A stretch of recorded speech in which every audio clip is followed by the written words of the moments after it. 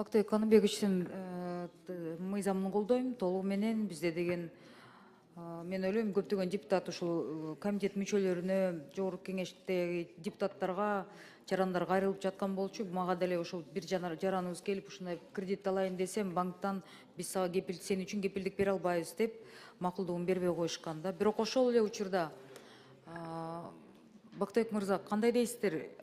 Бүгүнкү күндө мындай недобросовестный застройщиктер көп болуп атпайбы?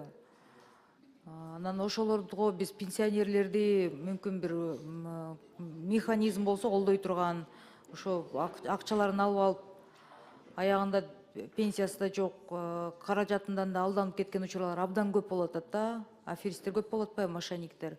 Ушул боюнча мүмкүн бир сунуштарда, ой пикирлериңизде кандай бир барбы?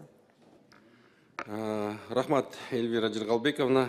Бул маселе боюнча биринчи жанагы мыйзам сунуштаганда абдан көп талаш тартыштар болду эле. Ошондо биз ошол жарандардын кепилдигин сакташ үчүн банковский гарантия деп ошону киргизкенбиз да. Берде Дастан Даллабаевич, Камил Абдразакованын сунушу менен. Бирок тилекке каршы бул мыйзам иштегенден баштап мени дагы, сизди дагы, жана биздин башка дагы депутаттарыбызды дагы, соцфонддун өкүлчүлүгүн дагы биздин жарандарыбыз абдан кайрылып, бул кепилдик, баягы банктык кепилдикти алып салууну абдан сунушталып жатат.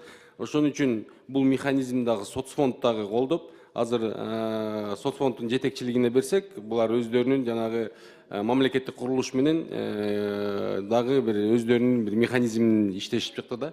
Социалдык фонд колдодуңарбы, колдоп бере атасыздарбы, айтып коесуздарбы? Рахмат, колдойм. Төрагасынын орун басары Жуматаева Гүлнура. Ооба, колдодук, механизмди биргеликте иштеп чыктык. Рахмат.